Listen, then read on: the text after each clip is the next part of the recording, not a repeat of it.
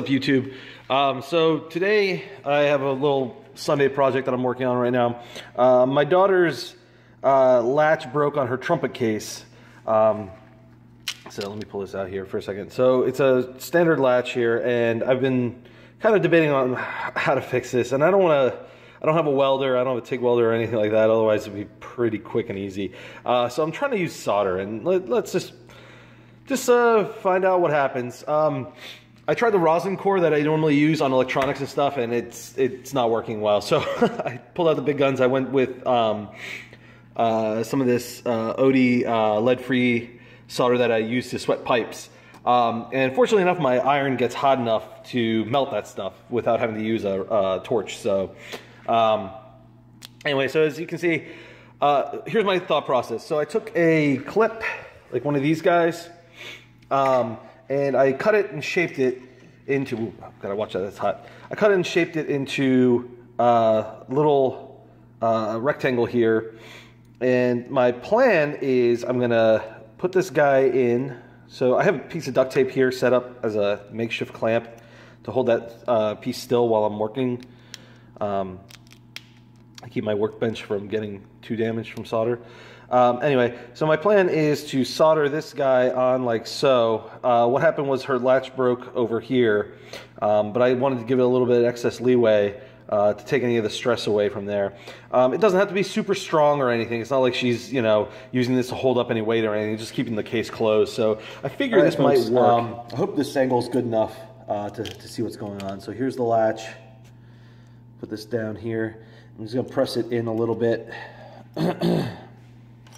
Now, I've been playing around this before I started filming, so there's a little bit of residual solder on here on the bottom, which is not keeping things flat, so I'm just gonna remove him.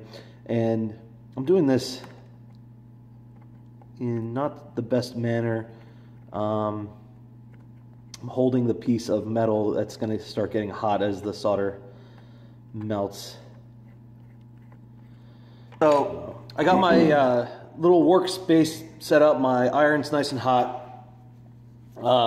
This will prevent the latch from moving around while I'm trying to solder. And like I said, this may or may not work. I'm not sure. So what I did first was I layered some solder inside the grooves here, just so I have something to work with. I'm gonna pop this guy on here. I got a sponge ready to go to remove any extraneous solder. I don't really know what I'm gonna do to hold this guy down here while everything's super hot, because he's gonna, you know what, I'm gonna probably use my stronger pliers here, or my wider pliers rather. But he still might move, this guy might still move around on me. This is the trickiest part, is just having everything clamped down, because it gets hot. You don't wanna burn yourself, but at the same time you want to make sure that it's all firmly planted down. All right, this is somewhat good. There's a ridge here that's kind of preventing me from doing anything, so let me just smooth this out here.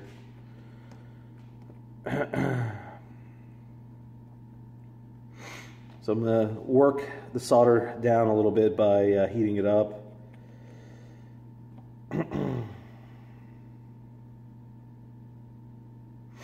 And this, I don't really plan on, you know, let me take a seat here. I have a nice little workbench stool that I made for myself, and I never use it, so why not? Yeah, why stand when you can sit? So, here we go. Where'd that little guy go that I made? There you are. Make sure he's straight too.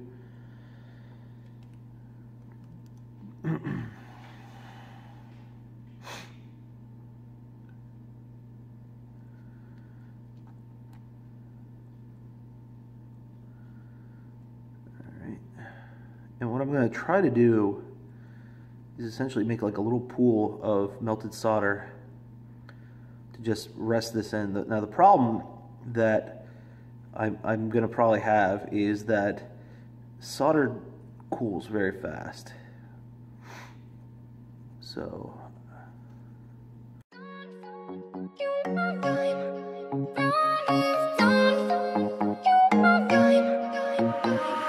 I'll be there for you, calling me when you're lonely, dancing on the roof. It feels like rendezvous. You know what to do. Keep your love for me only. I get high on you. All right, looks good. Looks like it'll hold.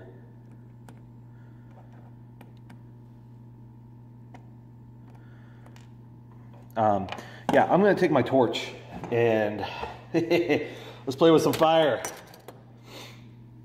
Guys, so my phone battery died while I was filming. So I got my daughter's trumpet case. So as you can see, one latch is working, one latch is not. The other latch is over here. I just finished torching this guy to smooth out the solder, and it's a lot smoother now. But if you notice, now the top of the wire is exposed. I don't think that's going to be a problem, though. Let me put my GoPro down here. I don't think this is going to be a problem. I'm trying to. Yeah, it's not going to be a problem. It's on there pretty well. I'm not going to use tools to try to pry it open because it's not going to have that kind of force applied to it when it's on the trumpet case. So now it's just a matter of reapplying it to the trumpet case here, and we'll see if it fixes it. Bending and shaping actually warped it enough that it's not fitting back into the latch box. But that's why God invented files. So I'm just going to file this down a little bit, like so. Just to widen this gap out here so that the latch head mounting can fit on there correctly without any snagging. So this thing was proving to be a little more difficult than I initially anticipated. I thought I could just take this little top part off, no problem, but it turns out it actually pinches around the base of the latch. So I had to actually remove this portion off from the main part of the trumpet, and now I got to slide it back on and curve it back. It's almost like a staple too, like you would use on a piece of paper. So, all right, so final product. It works. Now the original design is a little bit different than what my fix did. The original design, instead of having a rounded piece like I soldered in, it has a flat piece, and there's a little almost there's a little tab inside there that acts as a spring, so it creates a spring load on this guy and prevents him from coming back up when you close the latch, and that's where you get this. My fix does not do that. When you latch it down, when she's going to latch it down for trumpet practice, it won't do that. What I did to notice it does it a little bit, but not to the extent of this because I used the rounded piece soldered on here. So what I did to kind of fix that a little bit is I noticed that there's this little tab here that helps line up to the receiving end here on the trumpet case. I bent this tab just a little bit back to create some friction when you push down on it, but not so much that she can't push down on it, but it'll keep it tighter, so it won't be loose and just flapping around in there. I think I might just, even though it's already on, I might take a buffer and just polish it out a little bit. It's my little girl after all. I want to have a nice trumpet case, right? So I'm going to go ahead and do that. And there's a little sharp end there. I got it filed down. I have some buffer pads here, but I don't think I'm going to use something this big. What I'm going to do is I'm going to pop out my Dremel tool here, and I have I got some little buffer pads that I can use to just buff out. I think some of this is scorched duct tape and some of the anodized coating that's usually on these things. Probably burned off a little bit when I was using the torch to solder stuff on. But yeah, other than that, it looks pretty good. It's working. Got it nice and shined up. Actually looks better than the other side now. Now there's a few deformities in it, which I could probably take a slight harsher pad on and grind out a little bit, but I'm not going to do that. I'm not going to go that crazy, but it looks good. Yeah, it works. You know, the underside, I don't really care about. So yeah, trumpet case fixed. So that's all she wrote. Took me the good part of my Sunday morning to fix it, but it's worth it. You know, kids need their stuff done. And it sure beats having to go to the store and buying a whole new trumpet case, because I don't think they sell these latches individually. I could have maybe, if this was in complete dire straits, I could have maybe gone out to Home Depot and bought some kind of weird locking assembly and maybe mounted it on here to keep this closed, but that would look really weird and stupid. So I'm glad that the only damage was to the to this cross member here, and it was able to, and the solder, and that solder held on. So yeah, some parting words, I guess, on projects like these. I'm sorry, my nose is running like crazy. I was just getting over a cold, actually. So, you know, my purpose here at the Handyman's Rick Use is this kind of stuff to give people confidence in doing things on their own, fixing things on their own. It might be something trivial like a trumpet case, but hey, you know what? At the end of the day, there's some pride and satisfaction in being able to complete a project like this without having to resort to being a total consumerist and then having to go out to the store and buying a whole new trumpet case, for instance, or a new latch or whatever. Now, don't get me wrong. There's some projects that do require going out and purchasing parts to fix and stuff, but it gives you some self-satisfaction to be able to finish out a project like this, you know, something brief in the morning, and making your kid happy. So to outline the project, I, you know, just kind of went through the motions before giving up and buying a new trumpet case. So it turned out that solder worked out. My next challenge was on how to make it look somewhat nice. And as you saw earlier, just using the heat gun here wasn't doing it. It was too choppy, too blocky. It didn't look nice. It was too bulky.